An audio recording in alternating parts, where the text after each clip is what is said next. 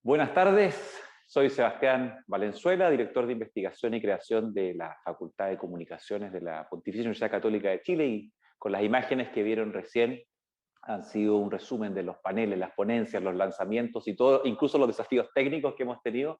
Les quiero dar la bienvenida a la ceremonia de cierre del 7º Congreso INCOM 2021 de nuestra Asociación de Investigadores en Comunicación, y que justamente también este año estamos celebrando 10 años de vida.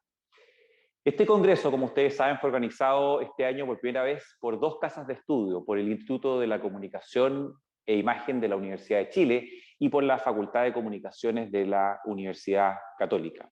Por lo mismo, saludamos especialmente a las anfitrionas, a la directora del ICI, Loreto Rebolledo, y a la decana de la Facultad de Comunicaciones de la Universidad Católica, Paulina Gómez, y junto a ellas y a los equipos también que trabajaron en la realización de este Congreso INCOM 2021. Antes de continuar con esta ceremonia de cierre, quisiéramos también destacar el trabajo colaborativo que implica dar vida a una instancia como esta, y también ha sido muy significativo ver cómo muchos de los académicos que nos acompañaron en estas jornadas y que vienen de distintos lugares de Chile, también incluso desde otros países, se han podido reunir para conversar en torno a los desafíos de las comunicaciones, sobre la investigación también en este ámbito y su incidencia. Y también, obviamente, en un escenario de crisis como el que hemos estado viviendo desde hace 2 años con la pandemia. Obviamente, necesitamos más iniciativas como esta, y creemos que las ganas, el contenido, la motivación para conversar, dialogar, reflexionar en conjunto que hemos tenido, es la labor de todos nosotros, poder, obviamente, concretar nuevos encuentros como este. Bueno, pero tampoco quiero tomarme todo el tiempo del mundo para despedirnos, porque todavía viene el plato fuerte de esta tarde, que es la conferencia de cierre del profesor Valerio Fuenzalía. Esta conferencia de cierre de INCOM 2021 a cargo del profesor Fuenzalía, que, como ustedes sabrán, también dentro de muchas cosas es socio de INCOM y también profesor acá en la Facultad de Comunicaciones de la Universidad Católica. Pero lo más importante, profesor Valerio, es que, como decía el afiche que se hizo para este encuentro, nosotros lo describíamos como un pionero de los estudios en comunicación en Latinoamérica. Y por lo mismo, todo lo que yo pueda decir sobre Valerio sin duda se va a quedar corto, pero qué mejor entonces que la propia conferencia que ustedes van a ver a continuación va a resumir gran parte de la trayectoria de un académico que no necesita, yo diría, en nuestro ámbito, mayor presentación, en nuestro ámbito de estudios de comunicación. Así que, sin mayor preámbulo, los quiero dejar desde esta sala, la sala de cowork de la Facultad de Comunicaciones, con el profesor Valerio Fuenzalía y con su conferencia titulada Comunicaciones y Audiovisual, mi aprendizaje. Muchas gracias por esta invitación a esta conferencia, en la cual yo también participé en un panel el día martes. A mí se me invitó a una conferencia magistral. Yo creo que ese es un título tremendamente rimbombante. Por eso yo he preferido hablar de mi aprendizaje en comunicaciones y en el audiovisual. Yo comencé en televisión y termino en audiovisual. Yo he dividido mi aprendizaje en algunos periodos en que tuvieron destacada importancia en esa época. El primer periodo es el primer periodo entre el 70 y el 77. en que yo comienzo a trabajar en producción de televisión. Eso es el inicio de mi televisión en la Vicerrectoría de Comunicaciones de la Universidad Católica y simultáneamente estudiar en la Escuela de Arte de la Comunicación recién creada. En ese periodo yo tuve algunos grandes amigos y maestros con los cuales conversamos mucho y discutimos mucho. Cito David Benavente, creador de la Vicerrectoría y de la Escuela de Arte de la Comunicación, sociólogo y dramaturgo. Hugo Miller, director de teatro, cine y televisión y actor. Luis Felipe Ribeiro, un brasileño que llegó a Chile y que era un semiólogo, un hombre que había estudiado en París y yo diría que fue mi primer contacto con la semiología. Y Sergio Bodanovich, dramaturgo y posteriormente convertido también en telenovelista. Yo quiero hablar de algunos aprendizajes en la vicerrectoría. En primer lugar, la vicerrectoría nace con la reforma de la Universidad Católica y se transforma en una unidad, en una vicerrectoría de comunicaciones, porque la reforma consideraba que la comunicación era una forma como la universidad podía influir en la transformación social de nuestro país. Dentro de la vicerrectoría, yo trabajé especialmente en televisión, en un departamento que producía televisión y estos programas, que era aproximadamente 1 hora diaria, se emitían por Canal 13. En esa época, la idea, el sentido común, era que la televisión tenía un impacto muy grande en las audiencias. Por lo tanto, si el DECOA, si la vicerrectoría manejaba horas de televisión producidas con ayuda de la universidad, el impacto social iba a ser muy grande. Una de las cosas que hicimos en la vicerrectoría fue producir de manera experimental una telenovela, un género profundamente despreciado en la sociedad chilena y en general por la cultura chilena. En la vicerrectoría discutíamos mucho estas cosas y se pensaba, por lo menos un grupo pensaba, que la telenovela era un formato que había que estudiar y ver su potencialidad de transformación social. Se hizo esta telenovela, se emitió por Canal 13 y David Benavente nos decía: hay que evaluar esto, hay que ver qué pasa con las audiencias. Yo pensé una evaluación con los escasísimos recursos que había y la evaluación consistió en que le pedimos a Mireya Latorre, que era la conductora del programa vespertino donde se emitía la telenovela, que le pidiera a la audiencia que escribiera con sus comentarios. Recibimos alrededor de 100, 150 cartas y esas cartas las clasificamos en las que elogiaban la telenovela Sentencia y las que se oponían a la telenovela. Más o menos la mitad era favorable a la telenovela y una mitad era desfavorable, tenía comentarios muy negativos. Este fue mi primer contacto con relativizar esta influencia tan omnipotente de la televisión en las audiencias. Es la primera vez que yo veía un estudio hecho por nosotros en que las audiencias reaccionaban de manera muy distinta.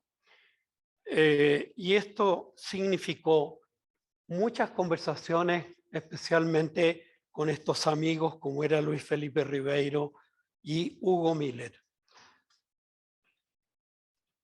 Se planteaba, por lo tanto, el problema teórico, académico, cómo influye la televisión, cuál es su capacidad de transformación en la sociedad.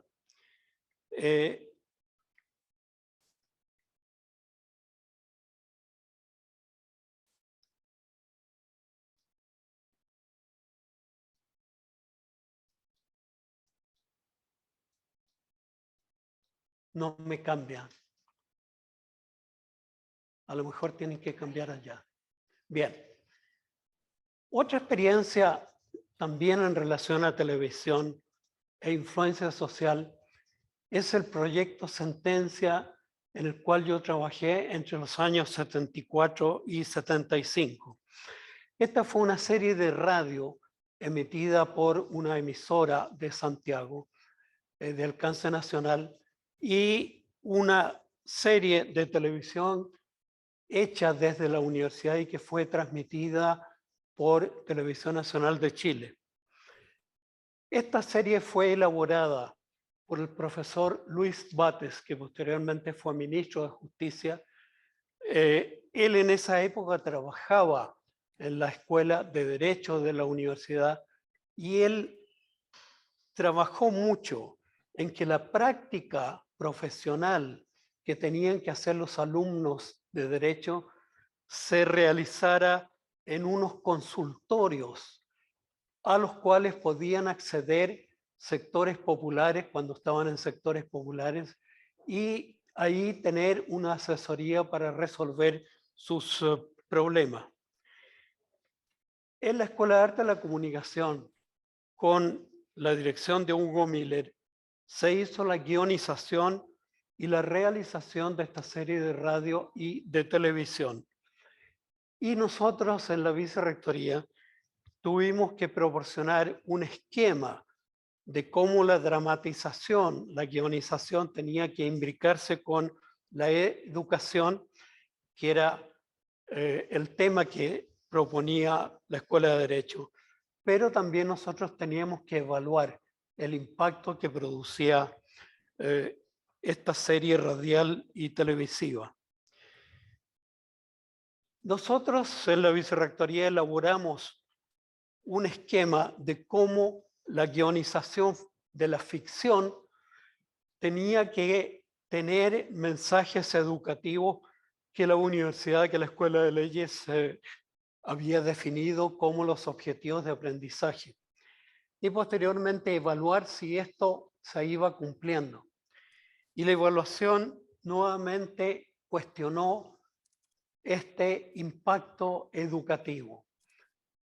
La serie que nosotros consideramos que integraba mejor la ficcionalización y la entretención con el aprendizaje fue la que entregó resultados más negativos desde el punto de vista de grupos que se encuestaban en sectores populares para ver si había aprendizaje. Nuevamente volvíamos a la pregunta, ¿cuál es la influencia cultural de la televisión cuando el sentido común decía que cuando la audiencia veía televisión absorbía todos los contenidos? El año 77 yo comienzo otra fase muy distinta. Yo fui exonerado de la universidad, dejé de trabajar en la vicerrectoría. Pero yo pude seguir trabajando en comunicación y medios en Chile. Y yo empecé a trabajar mucho en metodología cualitativa de investigación. Pude trabajar en analizar publicidad comercial que se hacía en televisión y también influencias sociales. Por ejemplo, tuve que trabajar con el Instituto de Tecnología de los Alimentos, de Nutrición y Tecnología de los Alimentos de la Universidad de Chile, en una campaña en que se trabajó con avisos de prensa, con avisos de radio y con avisos de televisión para fomentar la lactancia materna. Nuevamente yo tuve ahí algunas personas que me ayudaron mucho a entender y a trabajar y a perfeccionar lo que yo aprendí en metodología cualitativa. Allí hay dos psicólogos a los cuales yo agradezco mucho, Eduardo Albornoz y Luis Andrés Vergara. No, ahí. No, atrás. Ahí. Yo entro en este periodo a trabajar en una ONG de estudios culturales y de comunicación que se llamaba Seneca, donde había mucha gente que había estado en la Universidad Católica en Comunicaciones y quería a través de esta ONG proseguir el trabajo. Yo entré a trabajar ahí en un programa de recepción crítica de la televisión chilena. Y este programa se creó porque Norbert Lechner, antiguo profesor de la Católica y miembro del directorio de Seneca, sostenía la tesis de que la dictadura chilena tenía un uso de la televisión muy distinto a las otras dictaduras en América Latina. Aquí había un diseño, según Lechner, de usar la televisión que estaba controlada por el gobierno para difundir una ideología política que posteriormente se llamó neoliberal en la sociedad chilena. Por lo tanto, frente a este tipo de amenaza, el Seneca creó un programa de lectura crítica de televisión y yo empecé a trabajar ahí. Este tema de la lectura crítica se hizo, yo diría, importante en toda América Latina porque América Latina estaba bajo la influencia de muchas dictaduras militares. Nosotros logramos ahí hacer 4 seminarios latinoamericanos sobre esta temática y con mucha discusión, porque así como había gente que decía que la televisión tenía una influencia absolutamente poderosa, otros ya cuestionábamos eso y decíamos que la televisión podía tener una lectura activa por parte de las audiencias. Ahí nosotros creamos un programa que antes de hacer cualquier educación crítica a las audiencias, había previamente un estudio de las audiencias y su recepción de televisión. Ahí se hizo un trabajo muy grande con audiencias urbanas, con jóvenes, con adultos, con campesinos. Y nosotros logramos ir comprobando que la audiencia chilena, pese a que la televisión estaba controlada ideológicamente por el gobierno, las audiencias distinguían perfectamente, por ejemplo, los canales y los géneros.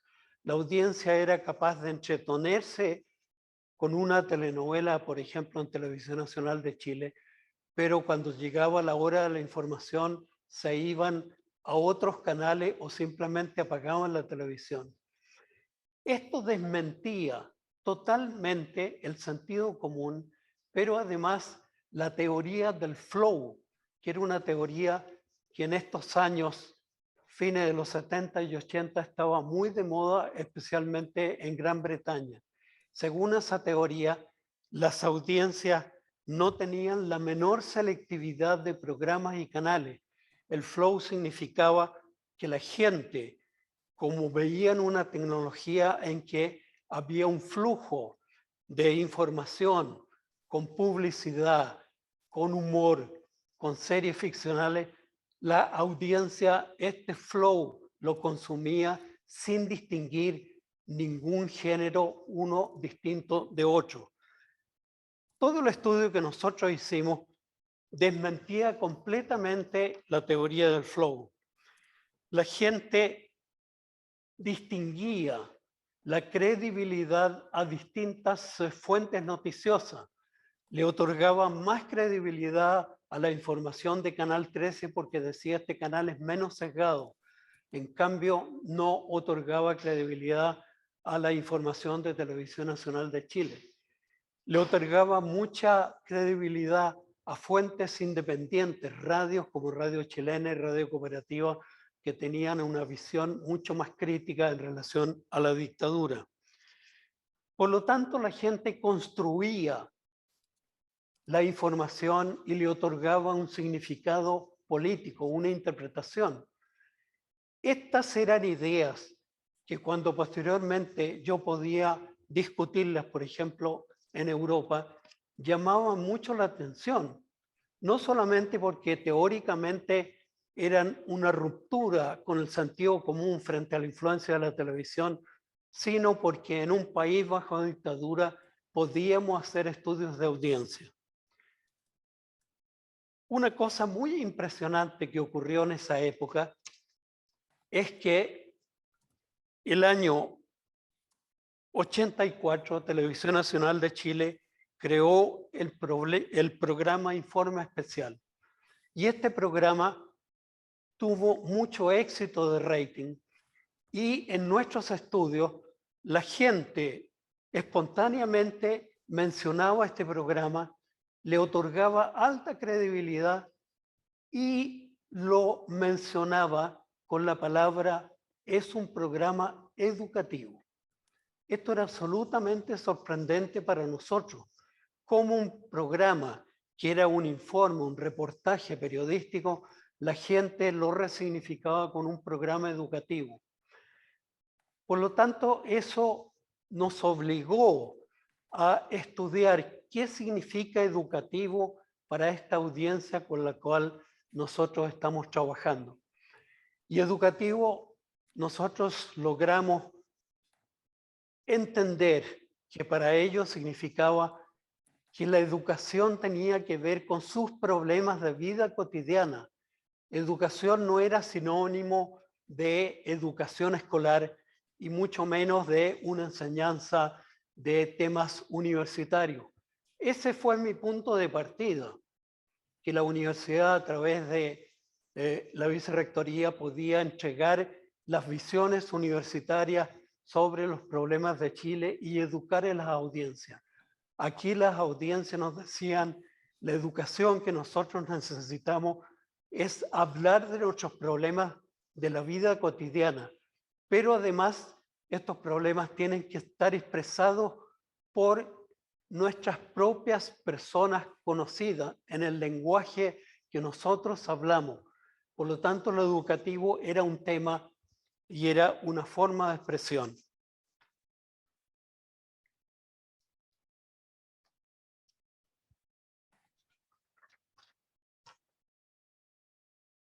En el Cénica yo tuve la oportunidad también de trabajar a nivel latinoamericano y tener contacto latinoamericano en un momento que nosotros estábamos confinados en Chile. Ahí conocimos presencialmente a Jesús Martín Barbero, que recorrió América Latina para reunir una visión latinoamericana que posteriormente él escribió en su libro Medios y Mediaciones. Este es un libro que él decía tiene mucha presencia de cómo América Latina está pensando y repensando el tema de la comunicación. Nosotros ahí también recibimos de Martín Barbero cosas, yo diría, muy importantes, como entender otra mirada sobre el mestizaje cultural latinoamericano. No es el mestizaje étnico, que yo creo que hoy día es algo que tiene mucha importancia. Martín Barbero decía, aquí hay un mestizaje de una cultura europea que es de corte racionalista con una cultura latinoamericana que es mucho más emocional y lúdica. Esa es la forma como Martín Barbero nos habló del mestizaje. Y él insistía que nosotros como latinoamericanos teníamos que aceptar este mestizaje en lugar de aspirar a tener una cultura racionalista europea. También Jesús Martín Barbero venía de una Europa que ya estaba cuestionando al marxismo, que tuvo una gran influencia en las universidades. Había una crítica al marxismo, no solamente desde un punto de vista académico, sino también por el socialismo real del este europeo. Esta conexión nos llevó a tener relaciones con Argentina, con Brasil, con Perú, con Colombia y con algunos expertos europeos como Giuseppe Richieri, que estuvo de visita un par de meses en Chile a través de una ayuda del gobierno italiano. Esa es mi estadía, mi segunda estadía. Yo paso a los años 80, 90. En esos años, especialmente yo diría, desde el año 85 en adelante, comienza a hacerse más posible un retorno a la democracia en Chile y en América Latina.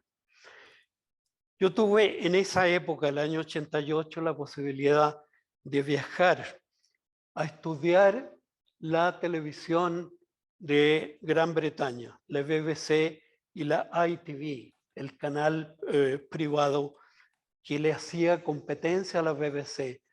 Por lo tanto, yo pude visitar la BBC y tener contacto internamente con gente que estaba en un momento de transición, en un momento en que la crítica a una izquierda muy influida por el marxismo estaba ya cuestionando el este europeo y por lo tanto la idea de un balance político en la BBC era una idea importante. También la BBC estaba abandonando toda la idea primaria con que se funda la BBC de un paternalismo cultural, educar a los sectores con menos cultura en las altas culturas de Gran Bretaña. Rápidamente la ITV se dio cuenta de esto y empezó a tener una programación de mucho más entretención. Y eso llevó a la BBC a repensar el tema de la entretención y del paternalismo cultural. Por supuesto, eso se hizo en medio de muchas tensiones y mirar esas tensiones fue muy instructivo. Los estudios que en esa época hicimos en el Seneca sobre resignificación de la televisión por parte de la audiencia llevó a que en el Seneca se editara este libro, Visiones y ambiciones del televidente, el año 89, donde nosotros pusimos toda esta investigación que se hizo en Chile y que reivindicaba la idea activa de la audiencia. Aquí están las visiones del televidente, las aspiraciones del televidente y sus aspiraciones a un tipo de televisión. Ese fue mi periodo en Seneca. Entre el 90 y el 2005, yo estuve trabajando en Televisión Nacional de Chile, a donde yo llegué justamente porque yo tenía ya una trayectoria en televisión y tenía una profundización y una visión más crítica y más moderna de la televisión. Yo llego en esa época a Televisión Nacional de Chile.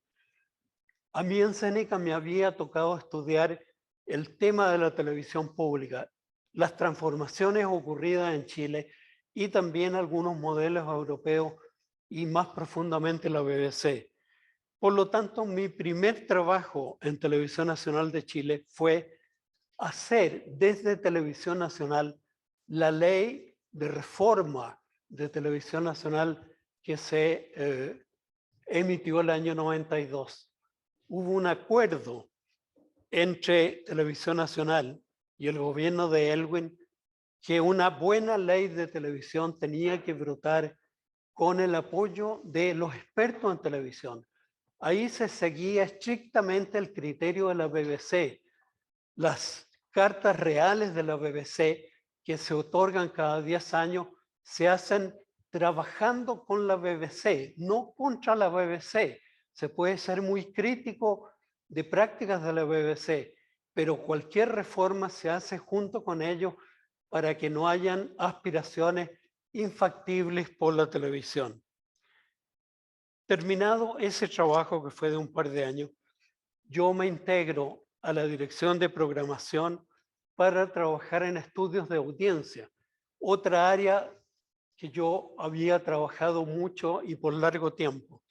Y por lo tanto, el hecho de que Televisión Nacional iba a comenzar a ser medida por el People Meter, iba a haber competencia con otras estaciones de televisión, obligó a crear una gerencia de estudio en la cual yo trabajé mucho en el área cualitativa que era de mi incumbencia.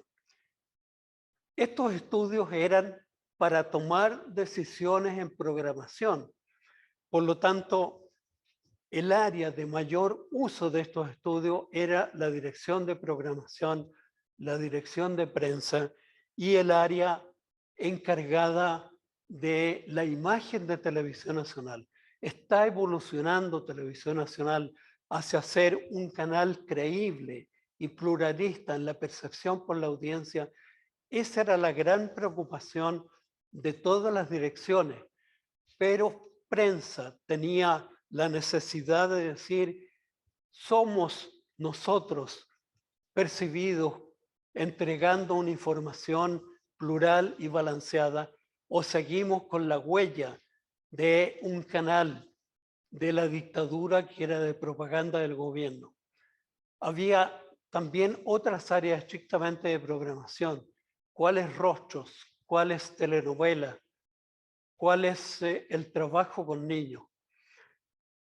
Nuevamente menciono otro programa. El año 93, Televisión Nacional de Chile saca este programa Mea Culpa, que también fue un éxito de audiencia extraordinariamente importante. Pero era un programa tan fuerte, un programa hoy día se está retomando, reemitiendo, y con el mismo estilo. Son casos de criminales, de delincuentes que finalmente se arrepienten.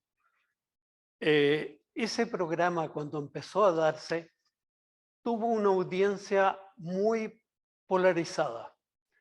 En los sectores populares fue nuevamente calificado como un programa educativo. A mí, que estaba en el área de estudios cualitativos, el directorio me pidió estudiar este programa de manera especial. Y cuando aparece que los sectores populares y medios es calificado educativo, el directorio entró en una crisis porque todos los sectores profesionales, académicos y culturalmente altos decían que este era un programa con basura para aumentar el rating de Televisión Nacional de Chile frente a Canal 13. La información de estudio confirmó la polarización, pero nuevamente mostró la lectura que hacían los sectores populares. Este es un programa que muestra que el crimen no paga, la delincuencia tiene finalmente castigo. Esa es la lectura. Y mujeres decían, si este programa se da, porque son estudios a ciegas, yo despierto a mis hijos y les digo, vengan a ver la realidad. Esta es la realidad y la realidad nos enseña. La realidad, por lo tanto, no son estudios en la escuela ni estudios universitarios. Tiene que ver con la vida cotidiana. El directorio, frente a esta polarización, buscó una solución, yo diría, mixta. Se da el programa, pero al final del programa se hace un panel con algunas personas. Uno era un profesor en la escuela de investigaciones que querían explicar a la audiencia qué es lo que se daba en este episodio y cómo era esto de poner en televisión la delincuencia. Cuando terminaba Mea Culpa, el programa tenía 45 puntos de rating, que era una enormidad en esa época. Cuando comenzaba el panel, comenzaba una conversación académica y el rating se desplomaba a 8 o 6 puntos. Este panel duró 3 emisiones y el directorio tomó conciencia que aquí había dos formatos incompatibles. La ficción profundamente emocional y un lenguaje racionalista, académico, que eran incompatibles.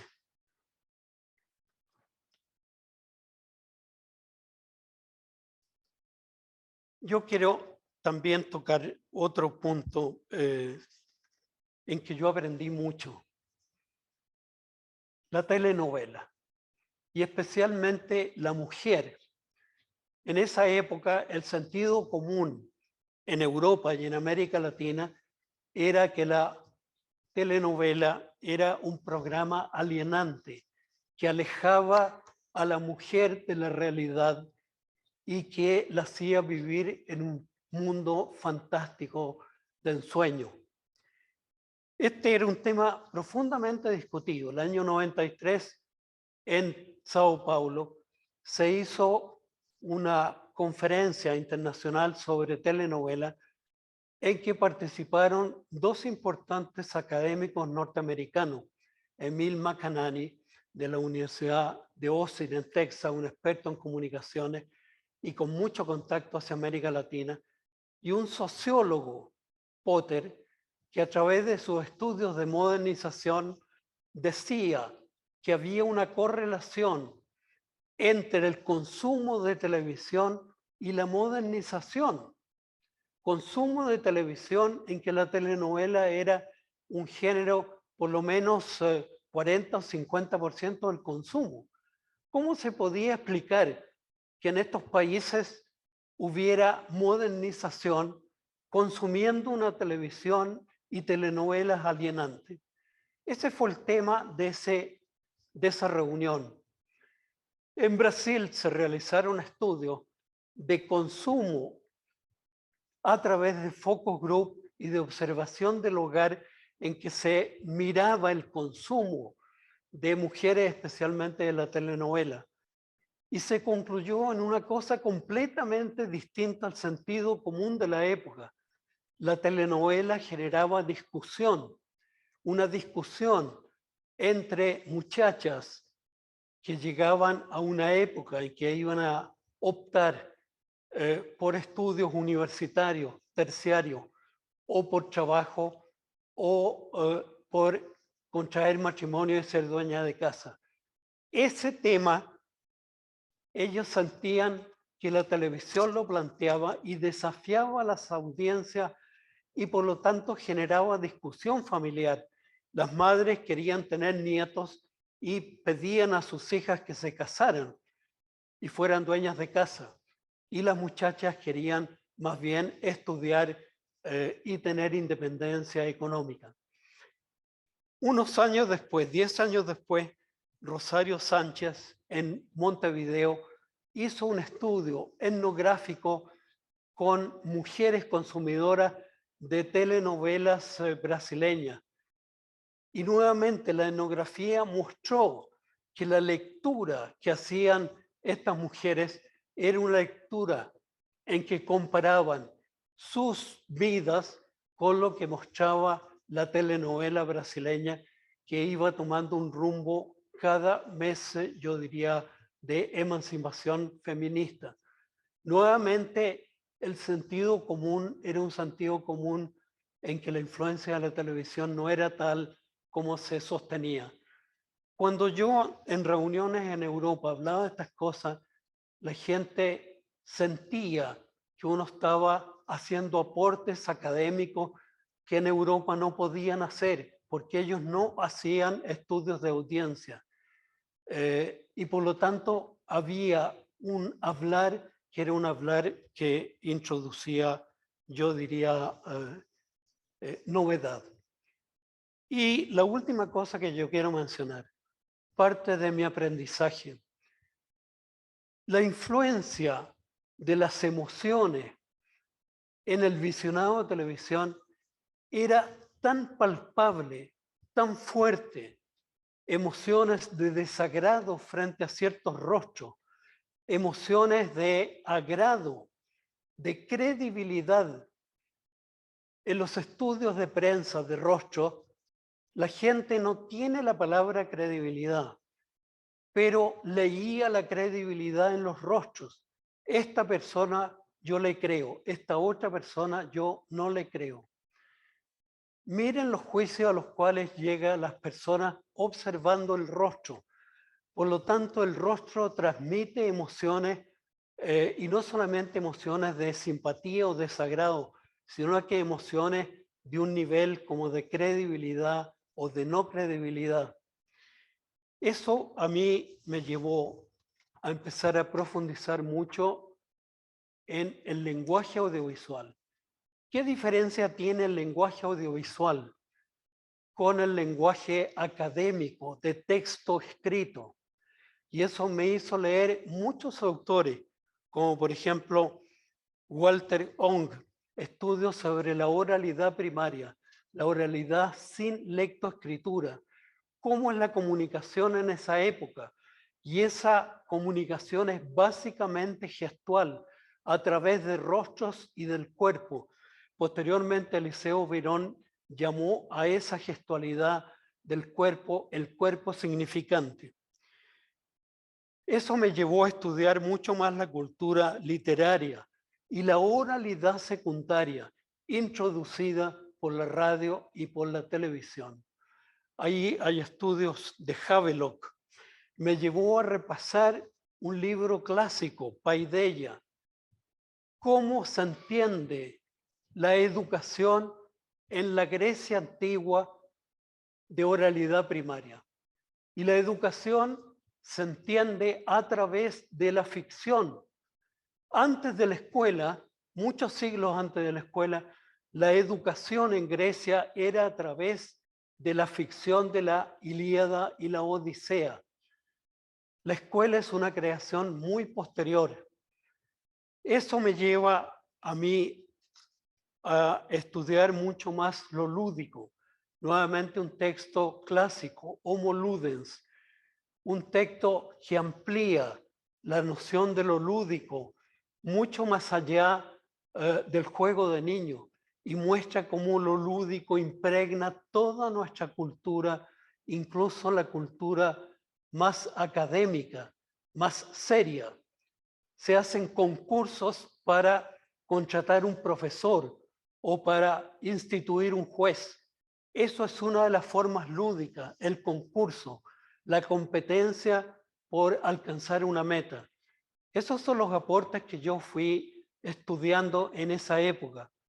Y eso me llevó a mí a publicar 2 libros, TV y Cultura Cotidiana, en que nuevamente la idea de la cultura cotidiana como la gran lectura desde la cual se lee la televisión me llevó a este libro. Y posteriormente, ahí una reflexión sobre lo que yo aprendí sobre televisión pública en Televisión Nacional de Chile, y el año 2000 yo saco ese libro. Posteriormente, yo saco 2 libros más, fruto también de mi trabajo en América Latina. Libros que se publicaron en la editorial Norma, en una colección que se llamó Enciclopedia de Comunicación Latinoamericana. Ahí Aníbal Ford, un gran comunicador argentino, creó esta colección porque decía: nosotros tenemos también teorizaciones que entregar a la academia. Y ahí yo saqué esos 2 libros, Televisión Abierta y Audiencia, el tema de la audiencia en América Latina, y expectativas educativas de las audiencias televisivas, también miradas desde la América Latina. Ustedes ven cómo todo mi trabajo académico que se manifiesta en literatura escrita está íntimamente unido a mi trabajo en televisión, en producir televisión, en estudiar a la audiencia televisiva, en ayudar a tomar decisiones para programar televisión. El año 2005 yo dejo Televisión Nacional y el año siguiente yo me integro a esta Facultad de Comunicaciones de la Católica. Yo, exonerado unos años antes, creo que soy de los poquísimos personas que fueron recontratadas por la universidad. y vuelvo al instituto, a la Facultad de Comunicaciones, a 3 áreas: el Instituto de Estudios Mediales, el Magíster en Educación y Comunicación y la recién creada carrera audiovisual, el DAV. Yo empiezo a trabajar ahí y el año 2010 yo voy concentrándome en 2 áreas. Llegamos a un acuerdo con la decana de esa época, Silvia Pellegrini, de que yo me centrara en televisión infantil, en lo cual yo cada vez me metía más a hacer clases y a estudiar, y también en televisión pública. Ahí claramente los niños están ya en otra época. En Inglaterra se habló de la inmersión del niño en la cultura audiovisual. Ya la escuela con la lectoescritura no es el instrumento de formación educativa más importante. Aquí hay una educación a través de una inmersión audiovisual. Y yo empiezo a meterme cada vez más y ahí tomo contacto con la neurociencia, en la cual me introdujo por una parte el doctor Maturana y por otra parte el actual rector de la Universidad de Chile, Ennio Vivaldi, que en una reunión que hicimos desde Televisión Nacional sobre televisión y niños, él habló de la neurociencia. Ahí son guías que te van indicando, hay otras lecturas desde otras disciplinas que hay que empezar a estudiar. A mí me impresionó mucho un libro escrito por el ex rector Jaime Lavados de la Universidad de Chile, en que él sostiene, es un libro sobre educación parvularia y la neurociencia. Y él sostiene, no como una afirmación de él, sino recogiéndolo de la neurociencia, la mitad del cerebro humano es un cerebro lúdico y afectivo y previo a lo racional cognitivo. Entre 2 y 5 años, Jaime Lavados dice, ocurre el desarrollo muy fuerte de lo lúdico afectivo y él lo llama la explosión lúdica. Lo cognitivo es posterior y por lo tanto la educación tiene que comenzar con lo lúdico afectivo.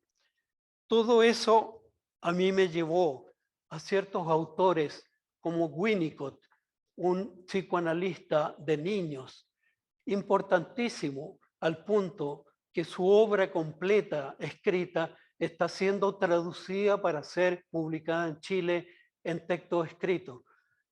Él publica este libro, Playing and Reality, la realidad y el juego, en que sostiene que por una parte el juego del niño con los padres es clave para generar seguridad existencial en los niños. Miren la importancia que le da Winnicott al juego. Y posteriormente el juego también es un espacio transicional para conocer la realidad, pero posteriormente tiene que estar esta seguridad existencial. Anna Freud, hija de Freud, vivió en Londres mucho tiempo y ella durante la Segunda Guerra Mundial creó centros que acogían a niños cuyos padres estaban trabajando en la condición de la producción de guerra o estaban en el frente de batalla. Por lo tanto, aquí había centros de acogida a niños que no tenían la presencia cotidiana de los padres. Anna Freud, junto con otras personas, constataron que los niños que no tenían el afecto del padre y de la madre entraban en una depresión que podía ser muy grave y que la depresión los llevaba a no querer comer, a estar profundamente tristes y en algunos casos tener que hospitalizarlos y darles alimentación forzada. Miren lo que significa el afecto, cómo estas personas empiezan a estudiar la carencia de afecto. Bettelheim, otro psicoanalista de niños, estudia los cuentos de hada que en la Edad Media se enseñaban, se narraban oralmente a los niños. Y él dice que esta narración ficcional es una narración que a los niños los carga de energía para poder enfrentar problemas de su vida cotidiana, que eran problemas gravísimos, como ser abandonado, carecer de padre y madre, entrar en manos de un hogar en que hay madrastras que no quieren a los niños, o tener amenazas mucho más violentas, como ogros y brujas que pueden transformar a los niños en sapos o que pueden comerse a los niños y cocinarlos. Aquí hay un ambiente profundamente de amenazas, de violencia. Y Bettelheim, en una época en que se decía que la televisión enseñaba violencia a los niños, Bettelheim dice, estas ficciones tienen violencia porque muestra que los niños son capaces de superar estos ambientes hostiles y agresivos. Y los niños tienen fuerzas internas que son importantísimas de robustecer. Por lo tanto, la presencia del mal en la ficción, si está bien realizada, es una presencia que puede ser formativa. Cuando Bettelheim escribe eso, hay un ambiente de sentido común en Europa y especialmente en Estados Unidos, que la televisión de monos animados en niños induce la violencia en los niños. Hoy día esta cuestión está, yo diría, abandonada y entre otras cosas, Bettelheim está, yo diría, en recuperación. Una violencia para niños y para jóvenes tratada de una manera de buena realización es educativa. En la serie Wallander y en la serie Case, ambas nórdicas, especialmente Case, trata de la violencia contra la mujer, contra adolescentes, trata la pornografía, el camino de inducción a la pornografía. Y en la serie hay un leitmotiv muy fuerte. Los padres desconocen esto. ¿Cómo es posible que los padres no se den cuenta que en sus hogares y en sus establecimientos hay abuso sexual, pornografía difundida por internet y finalmente prostitución y trata de blancas? Ahí está esta idea de Bettelheim. Los padres tienen que conocer esta violencia que hay contra sus hijos para darse cuenta de esto que está aconteciendo y que ellos desconocen. Por lo tanto, ahí está esta idea de Bettelheim, que la televisión bien hecha, representar a la violencia puede ser profundamente educativo para la vida cotidiana, no para que estos niños estudien mejor carreras universitarias, para que aprendan a vivir en un mundo donde hay hostilidad. Finalmente, otro autor que a mí me ha ayudado mucho a pensar en una televisión infantil es Erikson, que también es parte de este grupo. Él trabajó con Sigmund Freud, trabajó con Anna Freud y posteriormente se fue alejando de las ideas de Freud. Y él tiene estudios sobre el ciclo de vida humana. Mientras Freud estudió especialmente a los niños, él estudia también a los niños, pero los pone en un ciclo de vida humana, toda la vida humana mirada bajo ciclos de vida. Y él dice, cada ciclo de vida, desde el primer año de vida, los ciclos posteriores parvularios y hasta la tercera edad, tenemos desafíos en cada momento, desafíos que son dramáticos, que implican que crecemos al enfrentar esos desafíos o que quedamos con alguna lesión porque resolvemos mal esos desafíos. La evolución humana es dramática. Hay un drama. El drama no es una creación de Aristóteles con el estudio de la tragedia griega. El drama, según Erickson y según muchos autores, está inscrito en la vida humana. Y el drama es un desafío y es un drama porque puede tener un término feliz y un término que es malo para nosotros. Por último, yo menciono a este autor, que ya es un autor estrictamente de neurociencia. Hay varios libros, yo voy a mencionar dos. Estos dos libros fueron editados en Chile. El error de Descartes. Según Damasio, la neurociencia echa por tierra toda la teorización de Descartes, que la emoción y la razón están separados y que el ser humano es un ser primero racional. Pienso, luego existo. Porque yo pienso, porque soy racional, yo existo. Ellos dicen, nosotros existimos y percibimos y tenemos conciencia porque sentimos. La emoción y el sentimiento es lo primero. Miren el segundo libro de Damasio, sentir lo que sucede. Nos dice percibir cognitivamente lo que sucede, como es nuestro trabajo en la universidad. Él dice cuerpo y emoción en la fábrica de la conciencia. La conciencia humana desde el niño y nosotros adultos es una conciencia que primero surge desde nuestro cuerpo y desde nuestras emociones. Aquí hay una crítica muy grande al conductismo, especialmente norteamericano, que dice que el ser humano está vacío, no tiene competencias internas y que hay que llenar este vacío desde la educación exterior. Por lo tanto, cada uno, cada maestro puede poblar al ser humano con lo que quiere, porque el ser humano no tiene competencias y capacidades internas.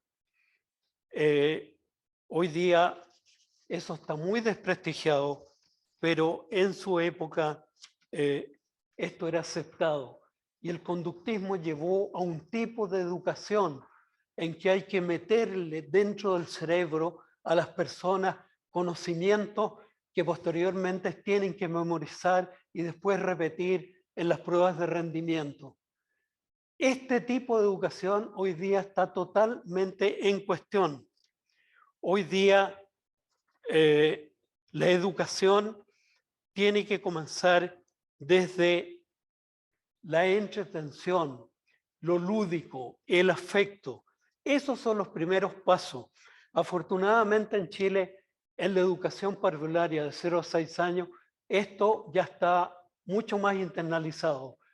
Pero cuando los niños pasan a básica y a secundaria, los niños se enfrentan con una educación profundamente conductista, racionalista, con estas características. Y en cambio hoy día se dice, la educación tiene que comenzar por el disfrute, por la entretención, por una memoria emocional, no por la memoria verbal, sino por la emocional. Sentir que estas cosas que yo estoy aprendiendo son tan importantes para mí que las conservo en la memoria emocional. Y de ahí yo puedo apropiarme de ellas a través de una conversación y una elaboración creativa. Por lo tanto, el esquema de la educación nueva es completamente distinta y es un tema en lo cual yo estoy trabajando mucho en estos últimos años en la universidad.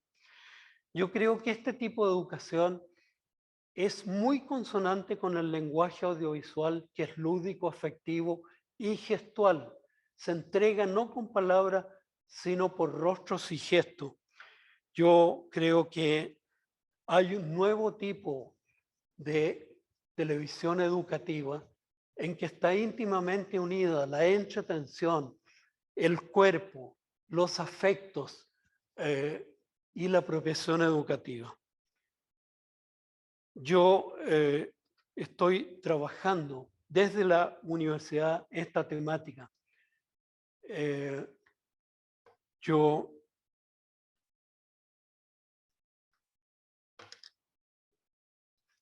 también esto lo pude trabajar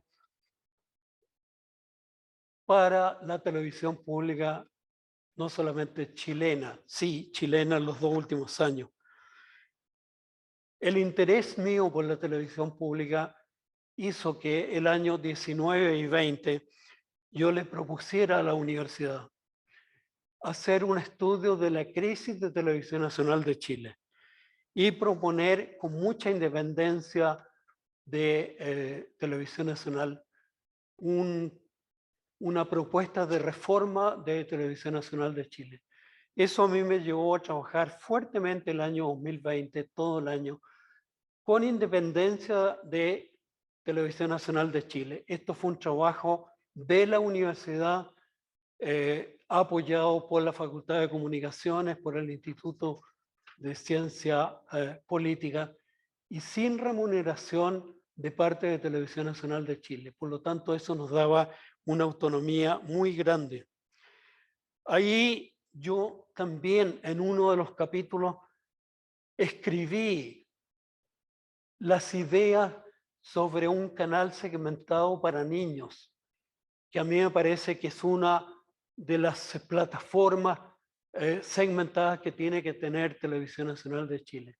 Ahí están volcadas todas estas ideas, nuevamente para un canal de televisión. No solamente es una publicación académica, que también está en un libro editado por el Fondo de Cultura Económico, La Nueva Televisión Infantil. Pero esto yo sentía que tenía que entregárselo a los que hacen televisión y a muchos productores con los cuales yo me reuní para conversar estas cosas. Este es un tema que yo permanentemente me estoy enriqueciendo. Por ejemplo,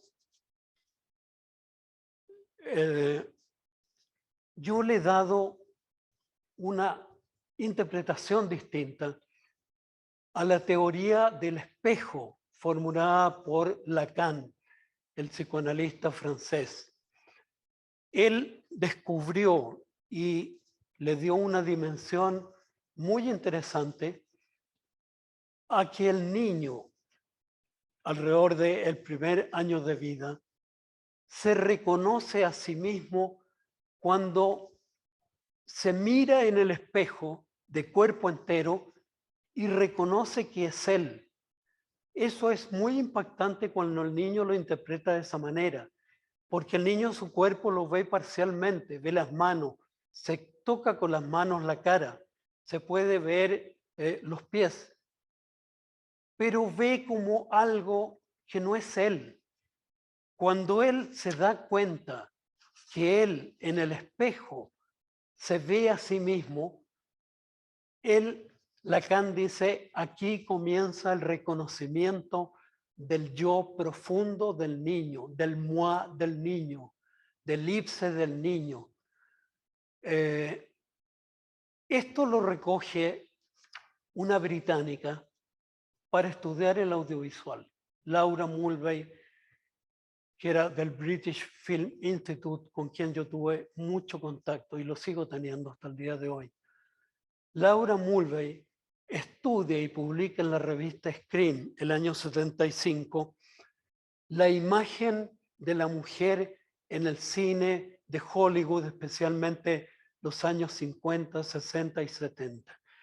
Y él dice, el cuerpo de la mujer, el cuerpo audiovisualizado, este cuerpo en el espejo del audiovisual es un cuerpo construido por la producción y la guionización como un cuerpo erótico para atraer la mirada masculina. Ahí está el cuerpo, y el cuerpo en el cual nosotros nos podemos apreciar a nosotros mismos, si estamos ahí bien representados, puede ser manipulado por una interpretación, como en este caso, una interpretación erótica para que la audiencia masculina vaya al cine. Una interpretación. Y yo agrego una última cosa aquí. Freud también ha sido objeto de interpretaciones. En la vida de Freud hubo una interpretación europea y una interpretación norteamericana muy distinta. Hoy día en Francia, Elisabeth Rudinesco acaba de publicar un libro, Freud en su tiempo y en el nuestro. Ella es historiadora y psicoanalista, y ella hace una lectura de Freud en que dice, Freud hace un estudio no solamente antropológico del ser humano y del niño, él interpreta la Austria y la Viena de su época, es la mirada de la historiadora. Por lo tanto, Freud no solamente es un estudioso de la evolución sexual humana, es un estudioso de la Viena de la época. Freud en su tiempo hace una lectura y hace también una representación del niño que posteriormente Anna Freud, su hija, y otros autores que yo he mencionado lo representan de otra manera. Esto ha llevado en educación a que las Naciones Unidas en el año, yo creo que fines de los 80, haga una crítica a la educación y a la representación del niño desde el punto de vista adultocéntrico. Desde un punto de vista adultocéntrico, la televisión y el Ministerio de Educación quieren que el niño sea representado como un alumno que aprende, como un ser pasivo y vacío que el profesor y la escuela lo llenan. Ahí está el conductismo. Pero también muy a menudo como una víctima impotente que no tiene capacidades. Y toda la tendencia actual es justamente al revés. Hay que representar audiovisualmente a un niño capaz, a ese niño capaz que los cuentos decían es capaz de vencer a un ogro y a una bruja y a una madrastra. No como un niño consumidor, como quiere hacerlo la publicidad. Tiene que ser un niño competente, capaz y activo. Y las Naciones Unidas escribe los derechos del niño y trata de impulsar el fin del adultocentrismo en la educación y también en la representación audiovisual del niño. Por último, todo esto que yo menciono de que la educación cambie y que la televisión haga un nuevo tipo de televisión entretenido educativo, yo lo he tratado de trabajar y lo esquematizo de esta manera para que vean que es una tarea muy difícil. Yo he tenido mucho contacto con gente del Ministerio de Educación y hasta el momento esto es imposible. Ahí hay una concepción educativa impermeable a estas nuevas ideas. Y nuestros políticos, especialmente en el Congreso y en el Senado, también son impermeables a estas ideas.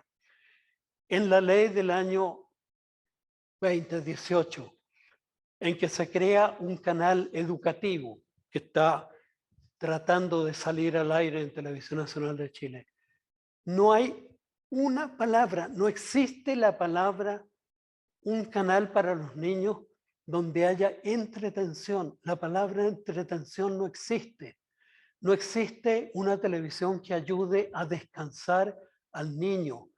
No hay ninguna idea del impacto afectivo, lúdico.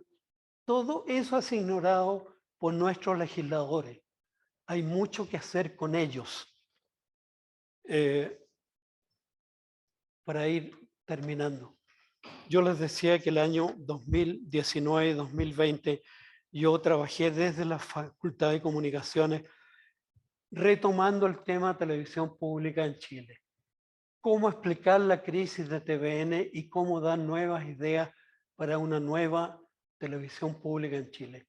Eso está escrito en un informe de más de 110 páginas, cuyo primer receptor fue el Directorio de Televisión Nacional de Chile, que quiso acceder y facilitar esto, pero sin financiarlo para que yo y la universidad tuviéramos plena libertad.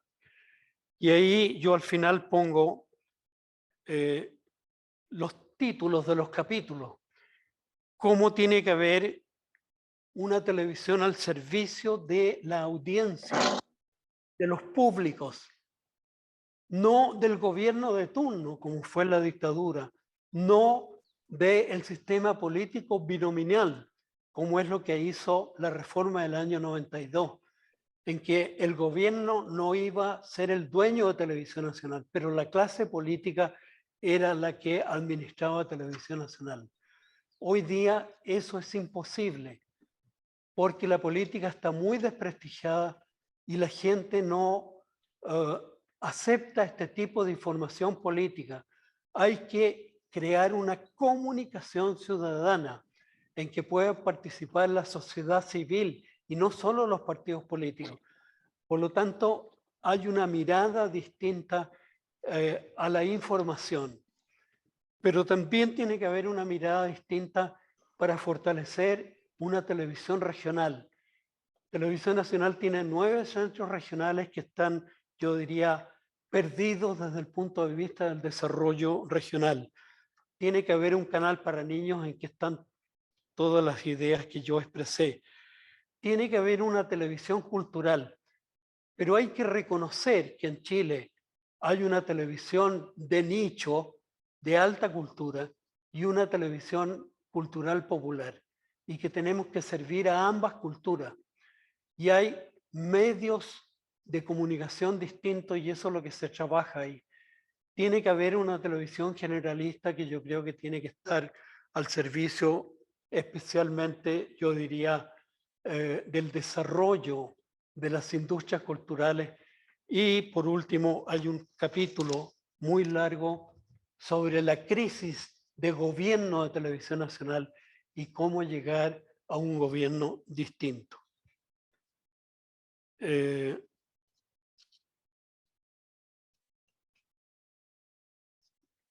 Yo me salto algunas cosas para apurarme. Me han pedido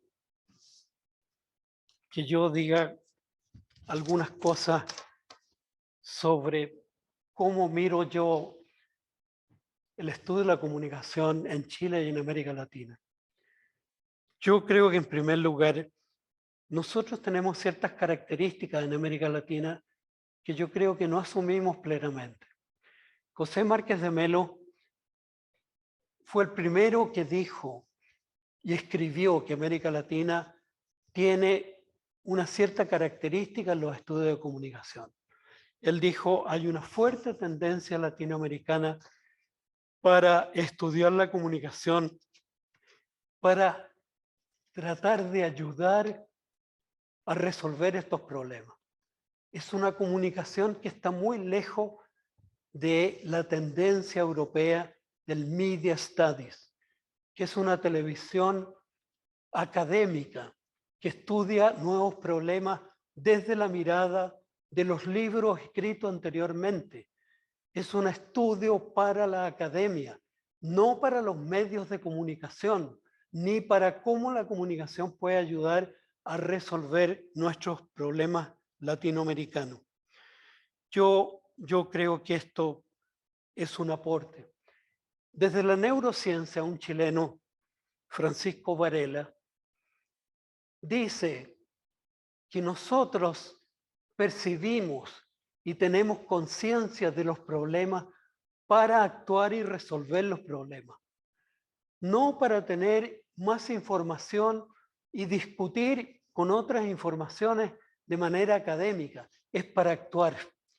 Por lo tanto, la percepción orienta la acción si partimos de la acción para que oriente la percepción y los problemas que presenta la realidad. Yo creo que eso es parte de la escuela latinoamericana y yo creo que es algo que nosotros deberíamos insistir y reivindicar y ser parte de nuestra identidad en comunicación. Yo creo que la epidemia nos ha enseñado que tenemos que armar y fortalecer redes de trabajo internacional.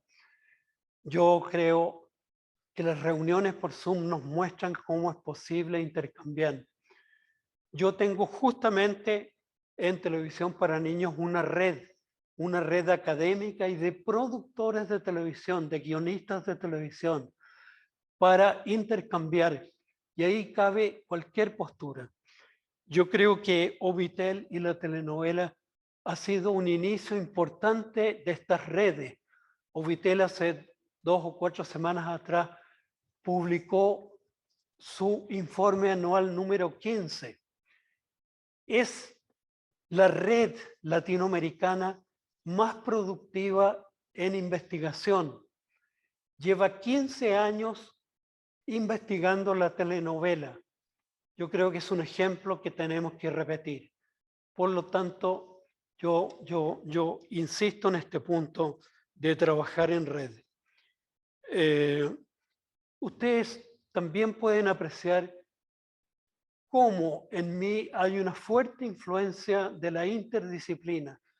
Muchos autores, tal vez la mayoría de los autores que yo menciono, son autores que no son de comunicación o que miran la comunicación de otra manera.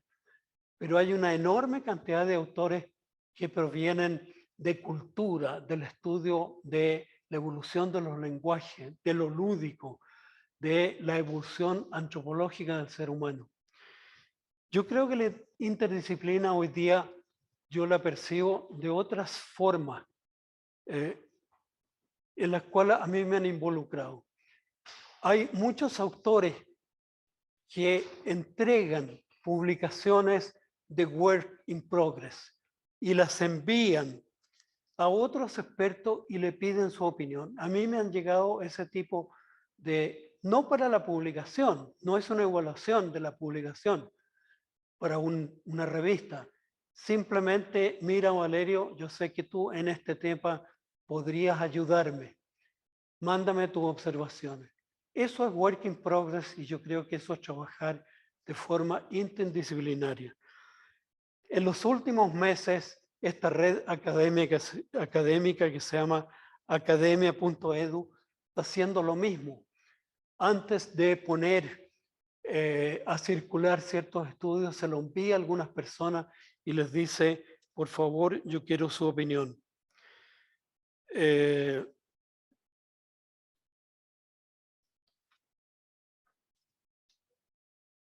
Yo quiero ir finalizando.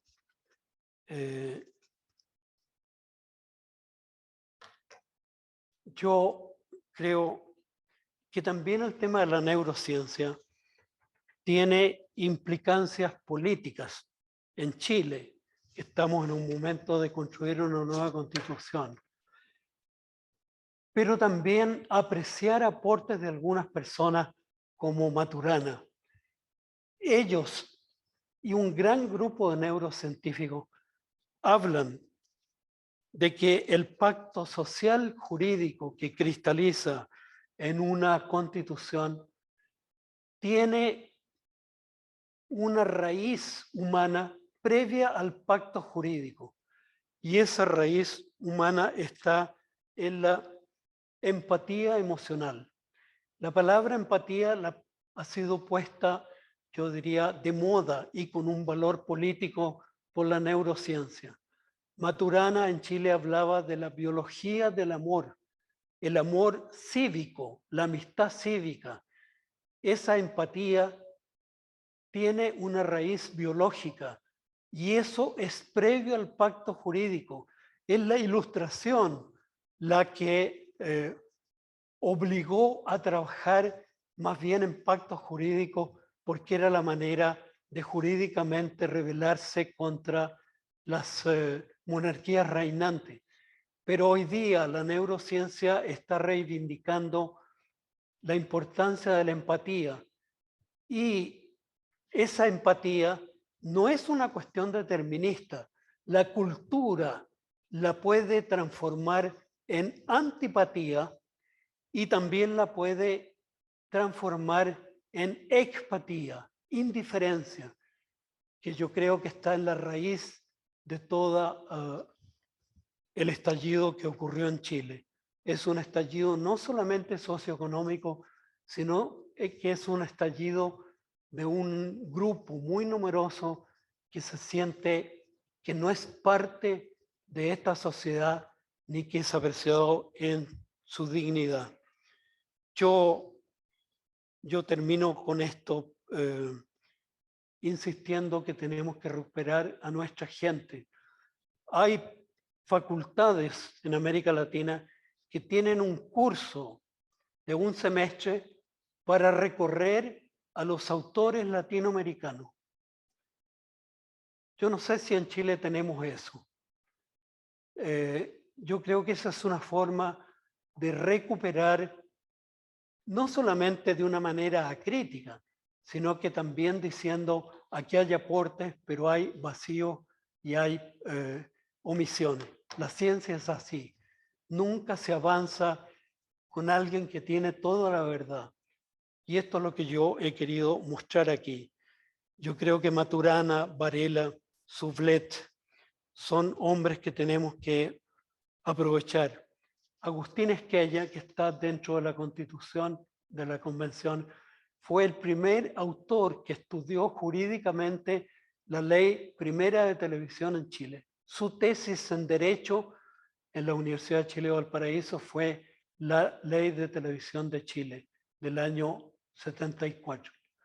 Cuando yo trabajaba en estudios de audiencia con sectores campesinos y urbanos, me tocó conocer muy ocasionalmente a Carlos Peña. Y Carlos Peña en ese momento que trabajaba en algunos institutos bajo la dictadura que acogían a académicos disidentes, conoció mi trabajo y él me apoyó académicamente diciendo reconocer que la audiencia no es pasiva, sino que activa y que hace lectura e interpretaciones de la televisión. Para mí fue una ayuda muy importante en un ambiente en que el sentido común era la televisión es omnipotente y hace políticamente y publicitariamente y culturalmente lo que aparece en pantalla. Y esto es todo. No sé si se escucha, pero yo creo que podemos abrir los micrófonos para hacer un aplauso como corresponde. Muchas gracias, Valerio. Ahí se está escuchando algo.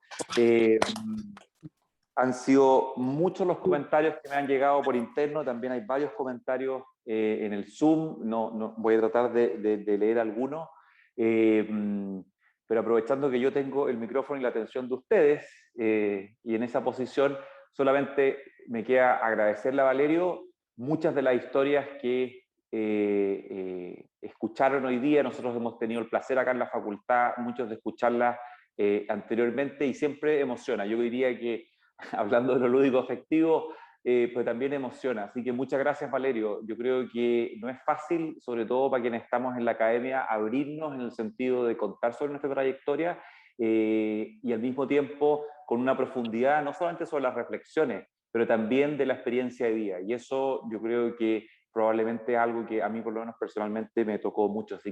Así que muchas gracias. Pero, como les digo, hay varios comentarios en el Zoom para que los puedan leer ustedes. También me han llegado algunos acá por WhatsApp. Muchas gracias, Valerio. Eres un precursor, un participante activo del estudio de las comunicaciones a nivel latinoamericano. Varios de los que estamos aquí presentes fundamos nuestros estudios en las huellas que tú has dejado. qué gran presentación, es una presentación que nos interpela, tanto de nosotros que trabajamos en temas como televisión, ficción, educación, políticas públicas, en fin, la huella que has dejado está en todos esos trabajos.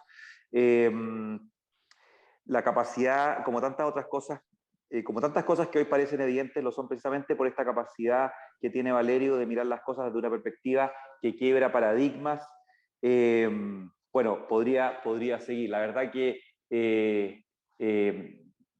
muchos, Valerio, te agradecemos, porque probablemente eres de las personas que cuando uno ha ido fuera incluso del país y uno a veces cuenta, oye, yo trabajo acá en la Facultad de Comunicaciones de la Universidad Católica, más de alguna vez nos ha pasado, tienes el honor de trabajar con el maestro Valerio Fuenzalida, y eso es algo que se repite y que todos lo hemos vivido. Y no puedo seguir alargándome mucho más porque estamos contra el tiempo, pero nada, muchas gracias Valerio, así que nada, un aplauso virtual, ojalá que en la próxima podamos hacerlo presencial.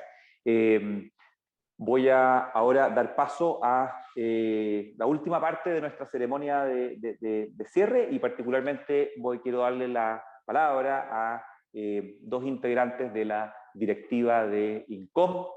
Tenemos a Lorena Retamal, que es coordinadora de Relaciones Internacionales de nuestra asociación y también es académica de la Universidad Católica de la Santísima Concepción, y Antoine Foré, que es coordinador general de grupos temáticos de INCOM y también, como ustedes saben, académico en la Universidad de Santiago. Por favor, Lorena y Antoine, iba a decir el piso es de ustedes, pero en realidad es la pantalla y el micrófono. Muchas gracias, Sebastián. Bien, nosotros con Lorena vamos a ser bien breves y les vamos a presentar un balance transversal de este 7º Congreso INCOM 2021, antes de hacer un recuento de las actividades especiales, una breve síntesis, digamos, de estos 10 años de INCOM y finalmente Lorena dará los agradecimientos. Bien, el balance cifrado es el siguiente. Participaron 55 instituciones que representaban Sudamérica, obviamente, Chile, pero también Norteamérica, Europa y África. Había una colega de Marruecos, y también instituciones tanto de Santiago como de regiones, y como saben, es uno de los puntos de las políticas importantes para INCOM. En total fueron 66 ponencias en el programa, 14 mesas, 6 paneles y 30 trabajos de posgrado, divididos en 6 mesas también. Se presentaron 10 pósters de estudiantes de pregrado, lo que en total representa 146 investigadores, 40 estudiantes de posgrado, para un total de 109 exposiciones. Lo que nos alegra mucho es que el número de ponencias se duplicó desde el año 2014. Lorena, te dejo la palabra. Gracias, muy buenas tardes. Efectivamente, en este último día, ya culminando lo que es este Congreso INCOM con la celebración de los 10 grandes años realmente de la asociación, queremos hacer un breve balance, primero recordando el día lunes, la inauguración que hizo una de nuestras socias fundadoras, como es Lorena Antesana, cuando presentó, ¿verdad?, este recorrido entre Gaterío y Jardineras, cómo se gestó INCOM. Sin duda que sus palabras, su narración también muestran la identidad que tiene INCOM, cómo se ha ido construyendo, donde una de sus frases es: somos un país pequeño y un campo en desarrollo. Por lo tanto, éramos 4 gatos y necesitábamos asociarnos y crecer, pero también plantea este desafío, el desafío de consolidarse como un espacio de encuentro, de renovación, pero sobre todo donde se incorporen más universidades, más estudiantes de posgrado y sobre todo también de doctorados. El martes seguimos con la presentación de 2 libros. El primero de Eduardo Santa Cruz, titulado La República de Papel, Prensa y Sociedad en Chile, 1812-1840. Y el segundo, coordinado por Alexis Apablaza, que se llama Social Media Live Streaming para medios digitales, protocolo de análisis y estudio de caso. Y lo interesante es que estos dos libros, como ven, hacen un salto histórico entre lo contemporáneo y el Chile del inicio de la República, pero en muchas oportunidades, a través de comentarios, de las presentaciones y obviamente de sus mismos contenidos, se hizo conexiones, se hizo puente, digamos, sobre esta evolución, esta transformación y la perspectiva a futuro del periodismo y de los medios. Lorena.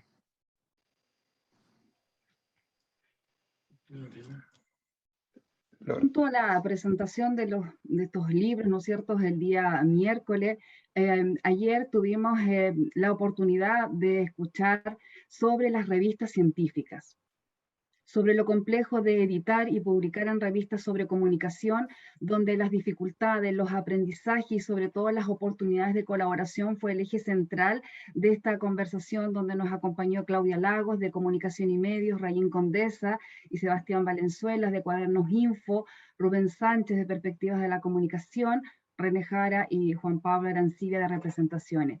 Un espacio que significó también poner en valor todo el trabajo que realizan los distintos equipos. También Daniela de Cuadernos Info, que pudo contar toda esa experiencia, que muchas veces está alejada de nuestro conocimiento, de saber lo complejo y limitado que son los recursos para finalmente tener publicaciones. Creo que fue una excelente oportunidad y sobre todo, vuelvo a insistir, pone en valor el trabajo de los editores de las revistas de comunicación en Chile.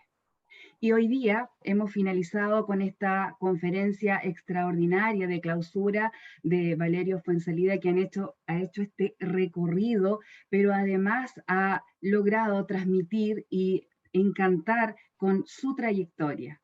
Y eso es sin duda una parte importante también de lo que es la identidad de INCOM. O sea, son 10 años, están los socios fundadores, pero también de los que se han ido incorporando. Ha sido una semana maravillosa donde cada uno también ha colaborado. Y en ese aspecto, Antoine también va a señalar ahí unas palabras. Claro, como ya saben, son los 10 años de INCOM y eso también dio lugar a una reflexión el miércoles pasado sobre los grupos de trabajo, la organización de estos grupos temáticos y cómo finalmente pensar de manera colectiva, participativa, la rearticulación de estos grupos para configurar el campo. En esta oportunidad, el miércoles, se proyectó la creación de una comisión para avanzar en este trabajo en 2022. Todo esto nos muestra cómo la asociación ha evolucionado y también lo muestra la organización, la coorganización que existió este año entre dos universidades, por primera vez, la Universidad de Chile y la Pontificia Universidad Católica. Ha sido un tremendo desafío desde el inicio.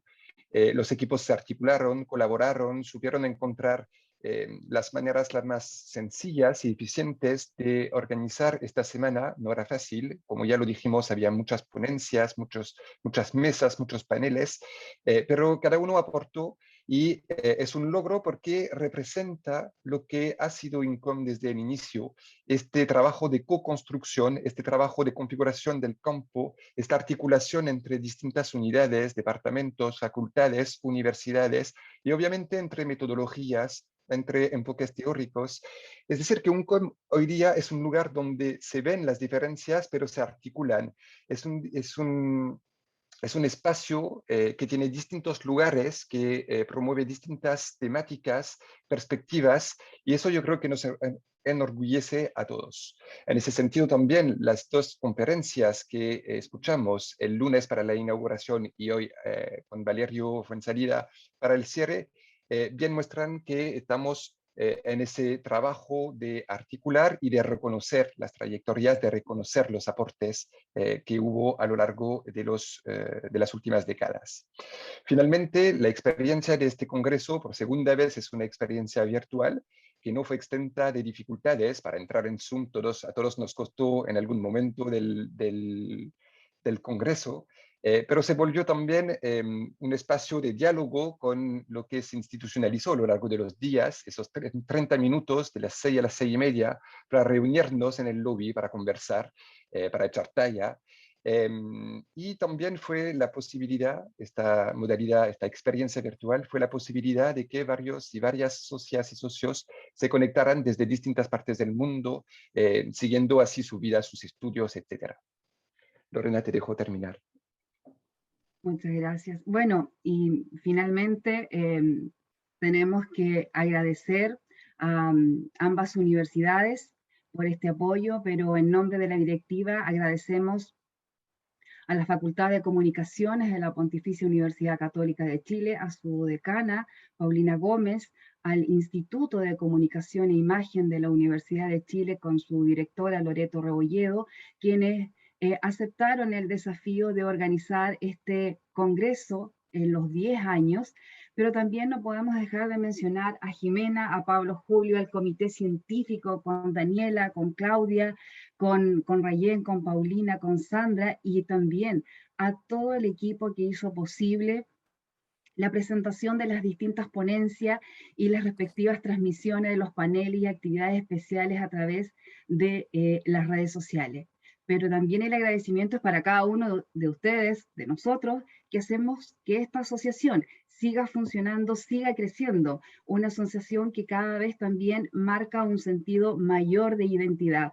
Hoy día, a pesar de una pandemia, estamos reunidos.